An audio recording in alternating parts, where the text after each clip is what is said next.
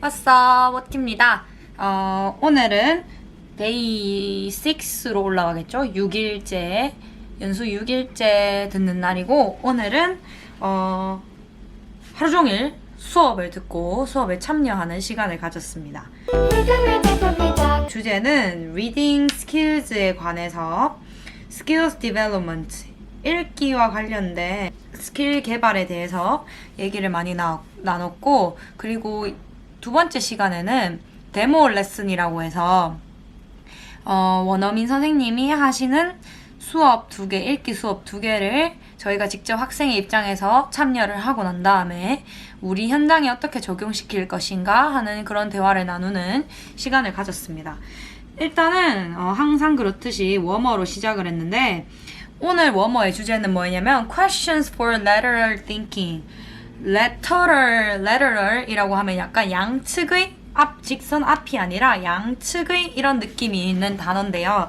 lateral thinking을 유발할 수 있는 여러 가지 문제들을 저희한테 주시고 맞추면 막 칭찬해 주시고 하셨습니다.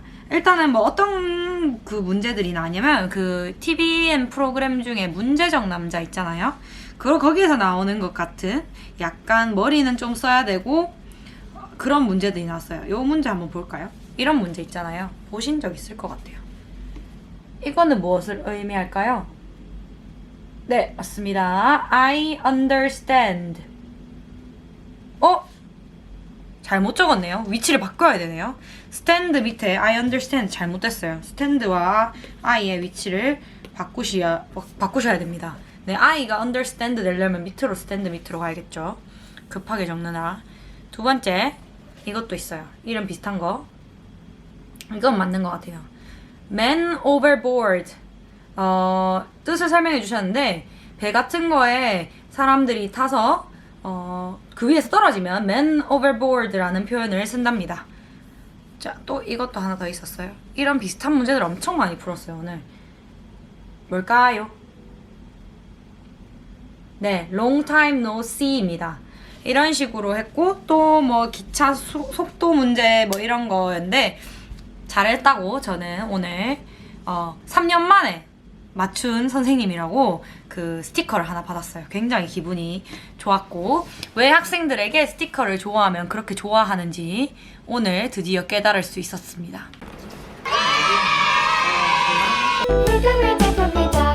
이런 식으로 직선적 사고 말고 유연한 사고를 할 수 있는 이런 문제들을, 영어로 적힌 문제들을 굉장히 많이 풀었고, 이런 걸 수업 시간에 워머로 쓰면 아이들이 좋아하지 않을까, 영어도 배우면서 머리도 깨우게 되지 않을까 하는 그런 내용을 했습니다. 그리고 두 번째로는 또 약간 워머 형식으로 스키밍 스킬이 왜 중요한지를 가르치시기 전에 선생님들한테 직접 스키밍 활동을 주셨어요.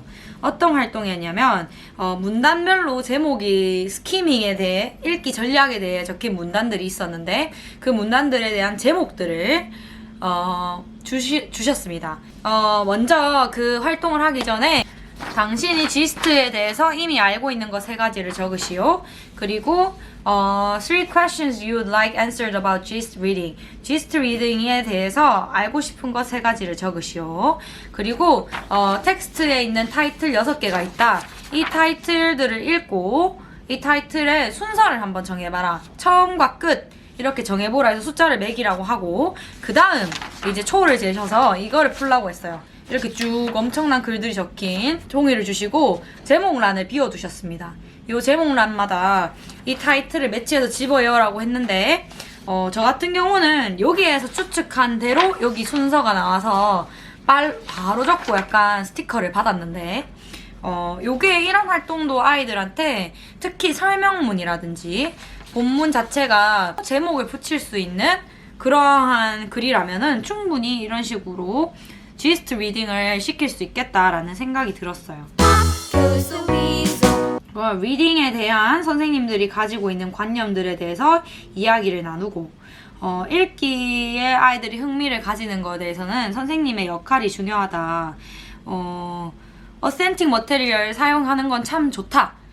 그 대신 아이들에게 그거를 읽고 수행할 수 있는 적절한 태스크를 줘야 한다 뭐 이런 내용도 나눴고요. 목소리를 크게 내고 읽는 것이 꼭 읽기에 도움이 되지 않는다. 그러니까 왜 이렇게 시키면 막 줄글을 아이들 목소리로 따라 읽으세요 이렇게 시키게 되기도 하는데, 사실 그거 직접 해보면 느끼게 되는 게 내용이 머릿속에 쏙 들어오진 않거든요. 말을 이렇게 큰 목소리로 읽거나 하면. 그래서 read aloud가 꼭 리딩 스킬에 도움이 되는 것은 아니다. 사실 발음에 큰 도움이 되는 것도 아니며, 그냥 뭐 이 선생님 표현하면 only a time killer라고 하십니다. 그냥 좋은 타임 킬링용으로는 read aloud가 좋지만, 이게 단체로 아이들한테 교과서 본문 자체를 read aloud 하라고 계속 시키는 것은 읽기 스킬을 늘려주는 방법은 아닌 것 같다. 이런 대화를 나눴습니다. 물론 큰 목소리로 읽어야 되는 것들도 있죠. 노래 가사라든지 리듬이나 라임이 있는 시, 이런 것들은 꼭 큰 소리로 읽어봐야 그 매력을 알 수 있으니 꼭 그렇게 하라고 말씀을 하셨습니다. 사실 오늘 앞에 이렇게 수업했던 거는 크게 막 와 정말 중요해, 막 너무너무 오래 기억해야겠어, 이런 거는 크게는 없었고요. 그 다음에 리딩 스트래티지 6개에 대해서 읽고 여기에 해당하는 액티비티들과 연결시키기, 이런 활동을 했어요. 6개를 일단 간단하게 소개해드리면, 스키밍, 이렇게 본문의 지스트, 메인 아이디어, 핵심 포인트를 빠른 시간 내에 쭉 읽고 파악하는 것, 스키밍. 스캐닝, 내가 원하는 정보, 특정 정보, 뭐 날짜나 사람의 이름이나 전화번호 등등을 찾아서 재빠르게 글을 훑어보는 방법, 스캐닝. 그리고 reading intensively, 정말 온 전력을 다하여 꼼꼼하게 어떤 목표를 가지고 이 글을 꼼꼼하게 읽어보는 것, reading intensively. 그 다음 4번째는 guessing the meaning of unknown words from context. 모르는 단어의 의미를 사전을 찾지 않고 컨텍스트, 주변에 있는 단어나 문장들의 관계를 파악하기. 5번째, predicting. 6번째 마지막은 knowledge of cohesive devices. 내가 cohesion이랑 coherence를 또 이렇게 보게 될 줄 몰랐는데, 글을 끈끈하게 응집력 있게 해주는 여러 가지 지수, 디바이스, 장치들이 있죠. 그 장치들을 파악해가면서 읽는 것, 그 장치들을 활용하면서 읽는 것도 리딩 스트래티지가 될 수 있다. 이런 6가지의 스트래티지를 얘기를 나눴습니다. 그래서 직접 루이스 캐롤의 Alice Adventures in Wonderland, 이상한 나라 앨리스 글을 읽으면서 cohesive devices 찾기도 해보고, 그런 시간을 가졌습니다. 오늘은 어떤 장르별 텍스트 종류, 뭐 소설이 됐든 recipe, travel brochure, instructions, train or bus timetables, 이런 식으로 10몇 개의 텍스트 타입을 주고 여기에 필요한 읽기 전략들이 뭔지 매칭시켜보는 그런 활동도 했고요. 사실 오늘 이렇게 앞에서 했던 수업보다는 뒤에 리딩 데모 레슨이 저는 사실 더 크게 기억이 남을 것 같아서 그거에 대해서 한번 정리를 해보도록 하겠습니다. 첫 번째 리딩 데모는 이 글에 관한 리딩 데모였어요. African Elephants, 아프리카 코끼리에 대한 글에 대한 리딩 데모였는데요. 먼저 선생님께서 PPT 화면에 코끼리 사진 하나 이렇게 크게 띄워놓으시고 엘리펀트에 대해 기본 백그라운드 놀리지, 뭐 어디 살까, 얼마나 클까, 뭘 먹을까, 실제로 본 적 있니, 유명한 코끼리 아는 게 덤보 있죠. 덤보 어떤 코끼리가 있니, 이러한 질문을 해서 아이들의 스키마를 이렇게 좀 불러일으킨 다음에 조별로 이렇게 대화를 하게 하고 반전체로 공유를 하게 난 다음에 그 다음 했던 게 사진과 단어를 이렇게 매치시키는 활동을 했었어요. 이 글에 나오는 중요한 단어였겠죠. 사진과 단어를 매칭시키는 활동을 했고, 그 다음은 gist reading을 했습니다. 어떤 식으로 했냐면 또 똑같이 저희에게 타이틀을 먼저 리스트를 주시고 여기 문단마다 읽고 타이틀을 달아보라고 하셨습니다. 굉장히 빠른 시간 내에 이루어졌겠죠.